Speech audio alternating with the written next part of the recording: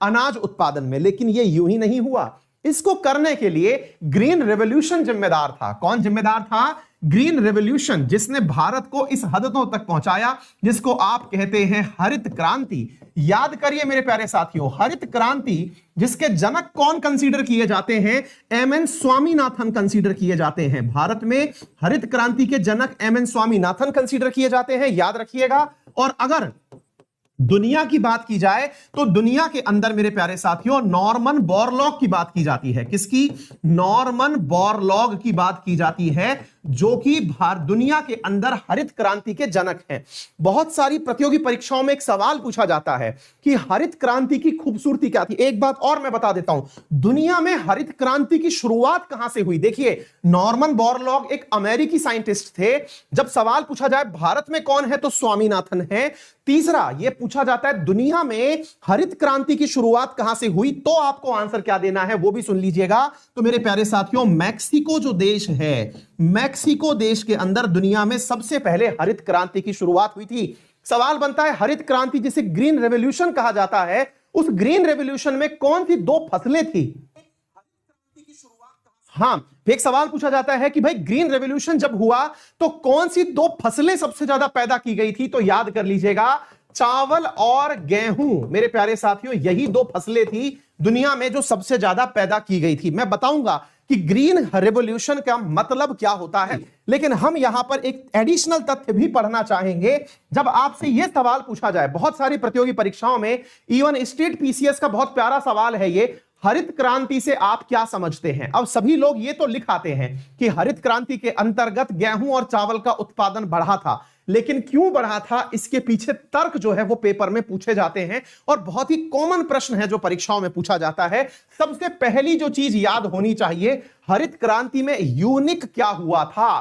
तो आंसर है high yield variety के। दोबारा से सुनिएगा, हाई यील्ड वैरायटी, ये क्या होता है? उच्च उत्पादक क्षमता के, हाई यील्ड वैरायटी के बीज का उपयोग किया गया था। पहली बात ध्यान से सुनिएगा, हाई यील्ड वैरायटी हिंदी में कहते हैं उच्च उत्पादक क्षमता, उच्च उत्पादक क्षमता के बीजों का उपयोग किया गया था। नंबर एक बात तो यह समझ में आनी चाहिए। नंबर दूसरी बात मेरे प्यारे साथियों जो आपको यहां पर पता होनी चाहिए वो क्या है, इससे पहले और हुई कब थी? ये जब अपने शास्त्री जी हुआ करते थे ना जी, यानी 70 के दशक में, जिसको आप 1960 से 70 के बीच की बात कहते हैं, तब की बात है ये। उस समय क्या होता था कि जो गेहूं और चावल की फसलें हुआ करती थी वो बहुत लंबी हुआ करती थी। नंबर एक बात। दूसरी क्या होता था, लंबी फसलों पर जब तेज हवा चलती थी वो लेट जाया करती थी। अब जो है वो बोनी संपत्ति यानी कि ड्वार्फ फसल का विकास किया गया। ड्वार्फ प्लांट टेक्नोलॉजी, ड्वार्फ का मतलब होता है बौना होना, यानी कि जो पौधा था ना वो अब छोटा पैदा किया जाने लगा। ऐसी तकनीक विकसित की गई जिससे एक ही पौधे से जो अनाज का उत्पादन हो वो ज्यादा हो। जैसे आप लोगों के कहावत भी होती होगी, पहले ऐसा होता था कि 15 मन का बीघा होता था, मन बोले तो 40 किलो, लेकिन जब नई वैरायटी आई तो 35 मन का बीघा होने लग गया। 35 मन का मतलब होता है एक मन में 40 किलो होता है, 1200 किलो एक बीघा में पैदा होने लग गया। ये आम बोलचाल की भाषा है। अच्छे उत्पादन की ये काबिलियत थी, एक पेड़ के अंदर ज्यादा बीज आने लग गए। दूसरा, पौधे समान आकृति के होने लगे और छोटे होने लगे, जिससे वो चलती हवाओं से गिरते नहीं थे, और दूसरा उन्हें काटना बहुत आसान होता था। तीसरा जो कार्य किया गया था, ये पॉइंट याद कर लेना, एज इट इज लिखने होते हैं जब आप किसी भी यूपीएससी स्टेट पीसीएस जैसे आरपीएससी का आरएएस का एग्जाम देना है, एमपीपीसीएस देना है, यूपीपीसीएस, एज इट इज ये पॉइंट घुसाने होते हैं वहां पर, ठीक है ना। दूसरी बात क्या थी कि ड्वार्फ फसलों का विकास शुरू हुआ। तीसरा क्या किया गया था मेरे प्यारे साथियों, यहां पर रासायनिक खाद का उपयोग किया गया था। किसका उपयोग किया गया था? रासायनिक खाद का उपयोग किया गया था, जिसे आप केमिकल फर्टिलाइजर कहते हैं। क्या कहते हैं? Chemical fertiliser. यानी कि एक प्रकार से यह समझिए कि जो अपन बात करते हैं ना एनपीके, जिसको अपन बात करते हैं कि एनपीके खाद का विकास किया गया था। एनपीके यानी कि 4:2:1 नाइट्रोजन, फास्फोरस, पोटेशियम जो है, इनका उपयोग मेरे प्यारे साथियों खाद में किया जाने लगा था अतिरिक्त रूप से। अभी तक केवल ऑर्गेनिक खाद का उपयोग किया गया था। और चौथी जो चीज हरित क्रांति के दौरान हुई थी, यह पॉइंट भी लिख लीजिएगा, यहां पर इरिगेशन फैसिलिटीज का विकास किया गया था। किन फैसिलिटीज का? इरिगेशन का मतलब क्या होता है? सिंचाई सुविधाओं का विकास किया गया था। तो कहने का अर्थ यह हुआ मेरे प्यारे साथियों कि सिंचाई सुविधाओं का विकास हुआ।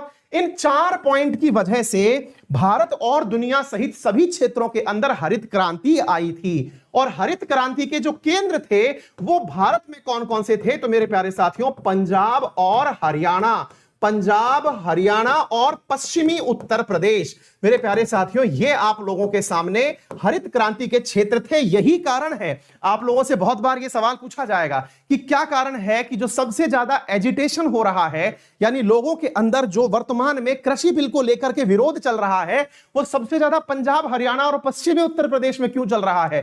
क्योंकि ये वो किसान हैं जिन्होंने आज से नहीं, आज से 50 साल पहले ही अपने यहां पर उच्च उत्पादक क्षमता के बीजों का विकास करके उत्पादन बढ़ा लिया है।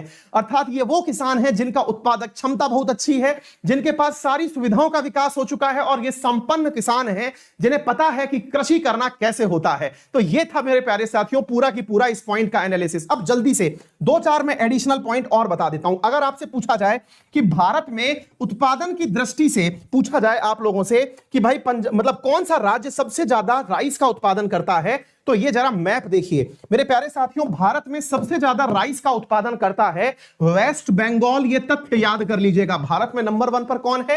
वेस्ट बंगाल। नंबर 2 पर आता है मेरे प्यारे साथियों पंजाब, और नंबर 3 पर आता है उत्तर प्रदेश। ये तीनों की तीनों राज्य आपस में 1-2-3 होते रहते हैं, यानी कि वेस्ट बंगाल, कभी पंजाब आगे तो कभी मेरे प्यारे साथियों आप लोगों के उत्तर प्रदेश आगे, ठीक है ना। ये 3 राज्यों का आप लोगों के सामने क्रम चलता रहता है। तो ये तथ्य आप अतिरिक्त रूप से याद कर लीजिएगा। भारत में राइस का उत्पादन ये इसी क्रम में ये 3 राज्यों के द्वारा किया जाता है। क्लियर हो गया? अब मैं चावल से संबंधित कुछ एडिशनल फैक्ट भी बता देता हूं जिन्हें आप याद कर सकते हैं। पहला, पूछा जाए कि इंटरनेशनल राइस रिसर्च इंस्टीट्यूट कहां है? दोबारा से सुन लीजिएगा, इंटरनेशनल राइस रिसर्च इंस्टीट्यूट, ध्यान से सुनिएगा, इंटरनेशनल, ये लिख भी लीजिएगा, पेपर में सवाल आता है। इंटरनेशनल राइस रिसर्च इंस्टीट्यूट कहां पर स्थित है? तो मेरे प्यारे साथियों ये स्थित है आप लोगों के मनीला में। कहां स्थित है? मनीला में। मनीला कहां है? फिलीपींस में। कहां पर है? फिलीपींस में। और फिलीपींस के अंदर एक चीज और भी है, और वो क्या है मेरे प्यारे साथियों? एडीबी का मुख्यालय है, एशियन डेवलपमेंट बैंक का भी मुख्यालय है। यह चीज आप याद कर लीजिएगा। दूसरा पूछा जा सकता है Indian institute of rice research कहां पर है? इस सवाल को तो कर ही दीजिएगा मेरे प्यारे साथियों, एक साधारण सा सवाल है। एक सवाल और पूछा जा सकता है, और वो क्या है?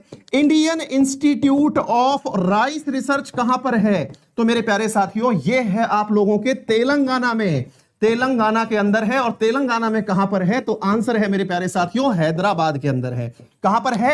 हैदराबाद के अंदर है Indian institute of rice research. ये आप लोग अतिरिक्त रूप से तथ्य याद कर लीजिएगा। उम्मीद है आप सभी साथियों को यह वाली बात अच्छे से समझ में आ चुकी होगी। एक प्रश्न और बनता है, हां जी, सवाल पूछा जा रहा है, Japanese method is cultivation is one particular crop practice in India. Name the crop, कौन सी फसल में हम जापानीज मेथड यूज करते हैं? तो मेरे प्यारे साथियों द राइट आंसर इज कि हम चावल उत्पादन में जापानीज मेथड उपयोग में लेते हैं। जापानीज मेथड में पैडी की कल्चर के अंदर हवा भर दी जाती, पानी भर दिया जाता है। एक सवाल चलो मैं और कराता हूं आप लोगों को, क्या होता है ध्यान से सुनिएगा।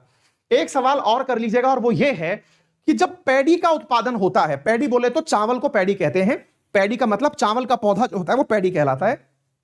खेत है, मान लीजिए ये रहा, इसमें ये पौधा लगा दिया गया। पौधे के अंदर मेरे प्यारे साथियों यहां पर पानी को भर दिया जाता है। याद रखिएगा, पानी के अंदर जड़ें डूबी हुई रहती हैं। ऐसी स्थिति में यहां पर जो अनएरोबिक ऑक्सीडेशन होता है उसकी वजह से सर्वाधिक मात्रा में मीथेन गैस का उत्पादन होता है। यह सवाल बहुत बार पूछा जा चुका है। किसका उत्पादन होता है? मीथेन गैस का उत्पादन होता है। यह बहुत ज्यादा सवाल पूछा जा चुका है। क्लियर है? पैडी के खेत से कौन सी गैस का उत्पादन होता है? तो मीथेन का।